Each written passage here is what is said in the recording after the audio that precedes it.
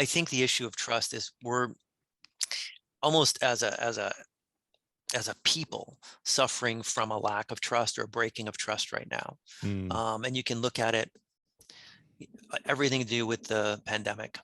right. You know, who do we trust in terms of who we're listening to? And so Hmm. I think there's been this zeitgeist of distrust that's emerged in the world. Right.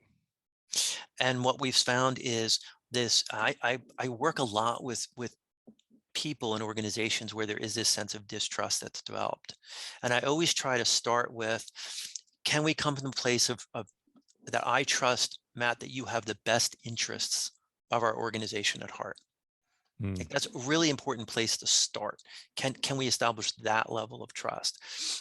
If you think about the implications of us not trusting one another, as soon as distrust, you know, uh, becomes enters the relationship, communication goes out the window. mm, When trust enters, communication goes out the window, and then all kinds of bad stuff happens when there's that loss of communication.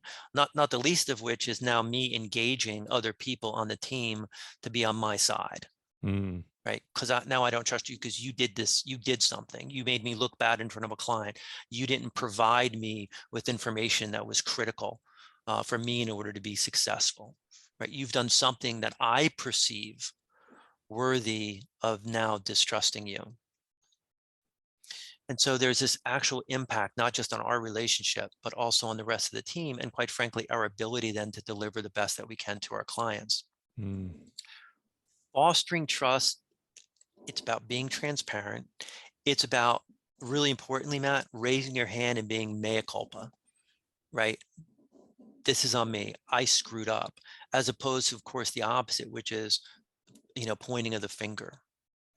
It's owning up to when you're, hey, listen, that's not a strength of mine, or I need help, right?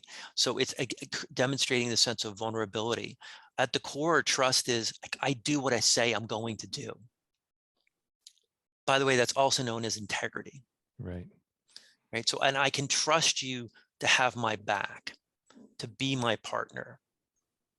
So all of these things are going to foster trust. And when any of them are absent, that's going to foster the sense of distrust. And once distrust enters a relationship, it's very difficult, I find, to regain that trust. And, Mm, again, if you think about that, Matt, I think in personal relationships as well as professional, and trust is as important as respect, I think, when it comes to fostering engagement between people.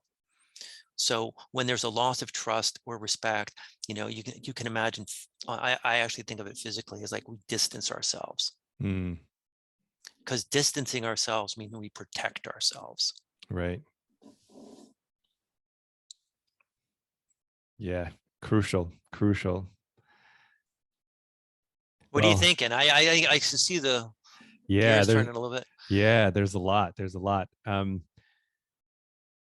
I think maybe just the one follow-up question here is, so it sounds like you're saying, the most really the heart of it is if we respect a person, so this really builds off of respect, right? If we truly respect a person, we're going to be thinking about whether our actions are going to be Oh, building trust or degrading trust, right? And I think you named a couple of the important keys, right? Which is, we need to be transparent with information. We need to admit fault.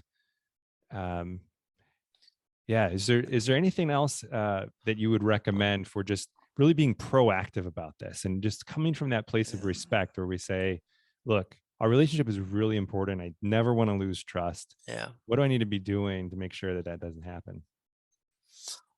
Sometimes you have to wait for an incident for that to actually present itself. Mm, I'll give you a quick example. I was talking to somebody yesterday, and his boss keeps saying to him, "Hey, listen, I trust you, I trust you, I trust you." And this guy went to his boss and said, "Hey, I need this information." And it was financial related, right? right. Yeah, I can't give that to you. And so, and this guy is pretty high level, right? I mean, it's not like a junior guy; it's a department manager.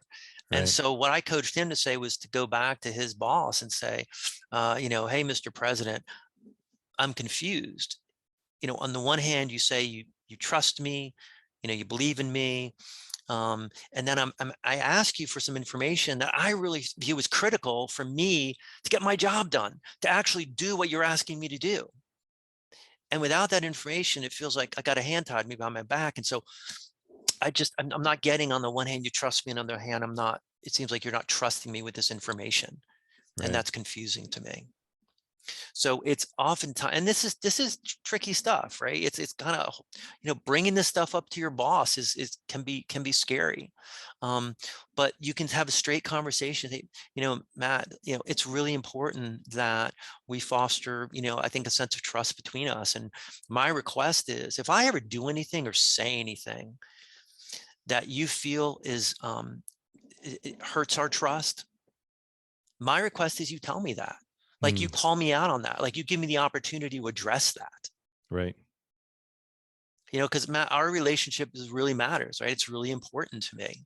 And you can say, and I always tell those people, when you are a manager and you have a new employee, say, the most important thing to me is that I treat you with respect. And if I ever do or say anything, or don't do or say something that leads you to believe otherwise, my request is that you bring it to my attention. Right. Yeah, just open that door for communication right at the beginning, right? And create that culture. Right.